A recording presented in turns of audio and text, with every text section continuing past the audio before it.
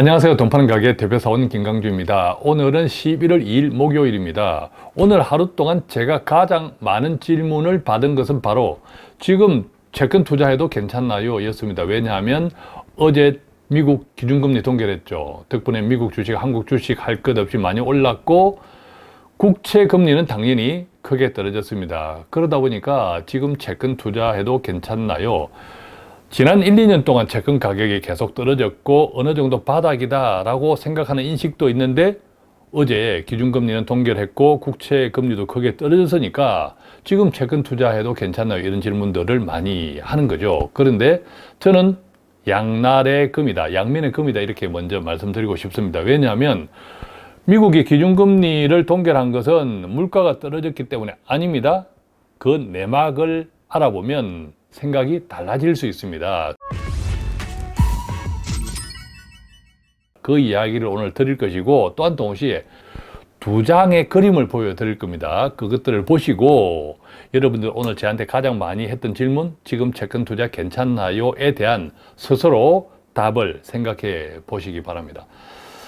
자, 제가 양면의 금이라고 했죠. 물가가 잡혀서 기준금리 동결을 한 것이 아닙니다. 그러면 왜 기준금리 동결을 했나요? 자, 기준금리와 시중금리가 있습니다. 시중금리는 말 그대로, 자, 기준금리는 정부에서 공식적으로 기준, 발표하는 금리입니다. 자, 그런데 시중금리는 그것하고 상관없이 시장에서 돈이 필요하면 금리가 오르겠죠. 시장에서 돈이 넘치면 금리는 떨어지겠죠. 이게 시중금리다. 일반적으로는 이제 국채 가격으로 많이 기준점을 삼죠. 그런데 아시다시피 최근 미국의 10년물 국채 금리가 많이 올랐습니다. 장중 5%를 넘기도 했죠. 자, 그러다 보니까 기준금리랑 상관없이 기준금리를 더 이상 올리지 않더라도 이번에 동결을 하더라도 이미 시중금리가 많이 올라와 있으니까 그래서 동결한 것이 첫 번째 원인. 그래서 파월은 어떤 이야기를 했냐면 재정적자 등 국채 장기 보유에 대한 위험 프리미엄이 상승했다. 이것이 최근에 국채 금리의 상승 원인으로 이렇게 간결하게 정리해 놓은 겁니다. 파월 의장이. 이게 무슨 말이냐? 미국이 재정적자 심하다, 재정적자 엄청나다 다 알고 있는 사실이잖아요. 적자를 위해서 계속 국채를 찍어내야 돈을 쓸 것 아닙니까? 돈이 계속 찍어낸다는 것은 당장에는 국채를 계속 찍어내니까 국채를 팔아줘야 되니까 누가 사줘야 되니까 금리를 올려야죠. 자, 그것이 국채 금리가 계속 올랐고 이게 시중금리, 시장금리라는 거죠. 시장금리가 올랐으니까 뭐 굳이 기준금리를 이번에 올릴 필요는 없어 이 이야기입니다. 그래서 이것을 이제 파월 의장은 국채 장기 보유에 대한 위험 프리미엄이 상승했다. 왜? 이 국채 가격이 떨어질 수 있다. 계속 국채를 대량으로 계속 발행을 하면 자, 그것 때문에 국채 금리가 올랐다. 프리미엄이다. 이렇게 이제 설명한 거죠. 그런데 어제 미국에서 국채 금리가 떨어진 것은 자, 두 가지로 이해해야 돼요. 첫 번째는 기준금리가 동결한 것은 시중금리, 즉 국채 금리가 많이 올랐기 때문에 기준금리는 동결했다. 그런데 국채 금리가 떨어진 것은 이것보다는 어떤 영향이었냐 하면 재무부가, 미국 재무부에서 장기 국채 발행 규모, 즉 재정적자가 심하니까 계속 국채를 발행해야 된단 말이죠. 그런데 예정되었던, 계획되었던 장기 국채 발행 규모를 속도 조절하겠다, 즉 조금 축소하겠다 이 이야기를 한 거죠. 자, 그러니까 국채 공급이 줄어든다. 자, 그 이야기를 재무부가 발표했으니까 당연히 국채 금리가 떨어지고 국채 가격, 채권 가격은 오르고 올랐던 거죠, 어제. 자, 그런데 이것을 다시 한 번 더 생각해 보겠습니다. 장기 국채 발행 규모 속도 조절하겠다. 이 말은요, 이 말은 정확하게 팩트를 우리가 잘 이해해야 돼요. 핵심은 앞으로 대규모 국채 발행이 필요하다라는 사실을 다시 한번 확인해 준 겁니다. 대규모 국채 발행은 미국의 큰 재정 적자 때문에 필요한데 다만 속도를 조절하겠다. 그래서 어제 국채 금리가 떨어졌는데 결론은 어떻습니까? 이것은 단기적인 국채 가격의 하락, 국채 금리의 하락이죠. 국채 금리의 하락으로 생각해야 된다는 거죠. 자, 동시에 최근 한두 달 전에 전 세계 금융시장, 채권, 주식 시장을 다 공포에 몰아 넣었던 것이 어떤 것? 바로 미국의 셧다운이었죠. 그죠? 셧다운. 그러니까 재정 예산안이 통과되지 않으니까 할 수 없이 돈을 못 줘요. 자칫하면 공무원 봉급을 못 줘. 이런 사태가 생기는데 우선 셧다운을 한 달 반 정도 전에 유예했잖아요. 한 달 전에. 그때가 45일짜리 임시 예산안을 발행해 주어서 일단 임시 방편은 했단 말이죠. 그런데 이 임시 예산안이 11월 17일 날 끝나요. 자, 그러면 어떻게 될까요? 자, 다시 한 번 더 45일짜리 임시 예산을 통과시킬 수가 있습니다. 그러면 올해 말까지는 일단 연장이 되겠죠. 궁극적으로 물론 예산안이 통과돼야 되는데, 자, 그것은 당장은 쉽지 않아 보입니다. 어쨌든 핵심은 대규모 국채 발행이 필요하고 미국 셧다운이 유예 시한이 17일이고 그 시간이 또 되면 45일짜리 또 나올 수는 있으나 어쨌든 계속 이 예산안이 통과되면 그 예산안에 필요한 국채를 계속 찍어야 된다는 말이죠. 계속 나올 수밖에 없다. 자, 그러면 장기국채는 물량 때문에 오히려 더 떨어질 수 있다. 우선은 재무부가 속도 조절하겠다 해서 물량 부분, 우리가 이걸 수급이라고 합니다. 물량 부분은 조금 자제, 한숨을 돌렸지만 이게 영원하지 않다라는 겁니다. 왜? 그 핵심은 바로 미국의 대규모 큰 적자, 재정 적자가 도사리고 있기 때문이죠. 자, 제가 최근 사이클, 주식 채권 사이클은 절대적으로 존재합니다. 주식 채권 사이클은 무슨 말이냐면 일반적으로 채권은 안전자산, 주식은 위험자산이라고 하잖아요. 그래서 절반 섞어 놓은 것을 우리가 중립형 자산이라고 합니다. 저희 바인 투자자분에도 뭐 중립형 자산 있습니다. 어쨌든 이 중립형 자산은 선호하는 분들도 많죠. 중립이니까. 자, 그런데 지난 1, 2년을 보면 특히 채권이 중립이 아니라 주식하고 들러붙어 가지고 더 많이 떨어졌어요. 그죠? 주식은 어느 정도 회복됐지만 아직도 채권은 그냥 바닥에 떨어져 있습니다. 그래서 지난 한 1, 2년 동안 보면 주식 채권 사이클이 없어진 거죠. 사라진 겁니다.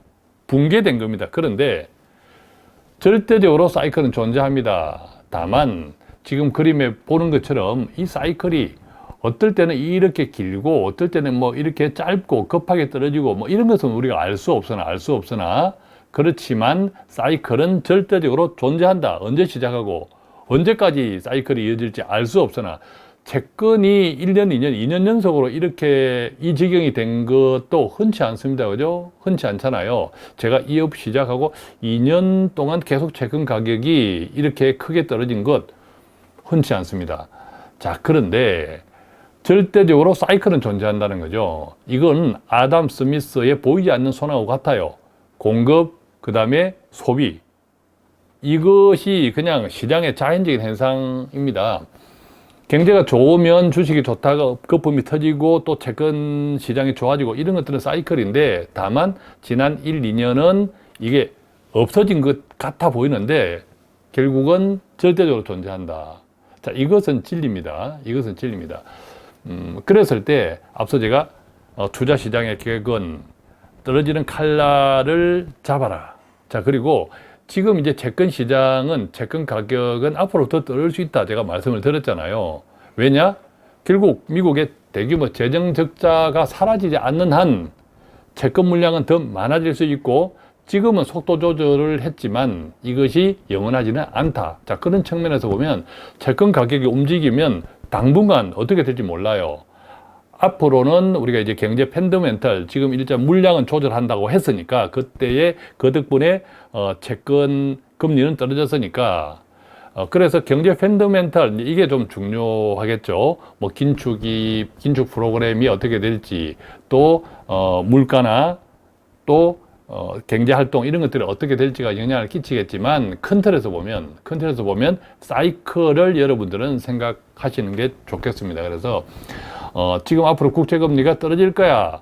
그래서 더 기다릴게 이런 분도 있고 또 지금 뭐 떨어지더라도 나중에 사이클이 있으니까 오를 수 있어 지금 사겠다 이런 분도 있을 것인데 이제 두 장의 그림을 보여드리겠습니다. 물론 제가 보여드리는 그림은 다 찾아볼 수 있는 그림이다라는 것 다시 한번 말씀드리고 이것은요 지금 그림은 TLT입니다. 미국의 장기 국채죠. 20년물 이상 장기 국채 ETF입니다. TLT 뭐 유명하죠. 이 TLT의 지난 5년 동안의 이 고점 대비 반토막 나 있습니다. 지난 5년 동안의 고점 대비 지금 현재 반토막 났는데, 구체적으로 보면 2020년 4월 24일 날 170달러 했어요. 170달러 했던 것이 하나당, TLT 하나당. 지금 그러니까 11월 1일 오늘 얼마냐면 85달러입니다. 그러니까 지난 5년 동안의 고점 기준으로 보면 지금 가격은 TLT 반토막 나 있는 수준입니다. 자, 다음 그림 한번 보겠습니다. 자, 이것은요, 요즘 소위 동학개미들, 우리 한국의 투자자들이 미국의 주식을 투자하는 것에 랭킹에 올라와 있는 상품인데, TMF라고, 이것은 조금 전에 보았던 TLT 3배 움직이는 겁니다. 올라도 3배 오르고 내려도 3배 오르는 레버리지 상품인데, ETF인데 마찬가지입니다. 이것도 지난 5년 고점 대비 10분의 1 토막 나와 있습니다. 자, 지난 5년 동안의 고점이 언제였냐면 2020년 3월 6일이었습니다. 하나당 47달러 정도 했는데, 오늘 11월 1일 얼마냐 하면 4달러 정도 합니다. 그러니까 거의 10분의 1 정도죠. 자, 그래서 두 가지 그림을 보았지만 지난 1, 2년 동안의 채권 가격이 이만큼 크게 떨어졌던 때가 흔치 않습니다. 자, 그런데 어제 국채금리 또 떨어졌다고 하니까, 또 기준금리 동결 했다고 하니까 오늘 그런 질문들을 많이 하시는 거죠. 이제는 채권 투자 괜찮은가요? 자, 그런데 동시에 채권 가격 더 떨어질 수 있다? 제가 설명은 드렸습니다. 자, 그렇지만 제가 두 장의 그림 보여드리고 있잖아요. TLT 그리고 TLT의 3배로 움직이는 TMF, 이런 ETF들, 채권, 미국 장기 국채, 이런 가격들을 하나 참고해 보시고, 물론 앞으로 채권 가격은 더 떨어질 수도 있다. 자, 그렇지만 이제 크게 보면 사이클은 항상 존재한다. 그 사이클이 언제부터 시작할지는 우리는 아무도 알 수 없습니다. 그죠? 예측하지 마시고, 다만 큰 틀에서 판단하실 때 지금 내가 어떤 선택을 해야 할지는, 결론, 지금까지 말씀드린 두 장의 그림, 그리고 최근 어제 미국의 기준금리 동결의 배경, 그리고 미국의 재정적자, 앞으로 국채 가격의 움직임, 자, 이런 것들도 다 종합적으로 말씀드리니까 여러분들께서 자, 이런 것들을 다 참고해서 본인의 투자 성향에 따라서 어떤 선택을 하실 때 오늘 함께 나눈 영상이 조금이라도 도움이 되었으면 좋겠습니다. 고맙습니다.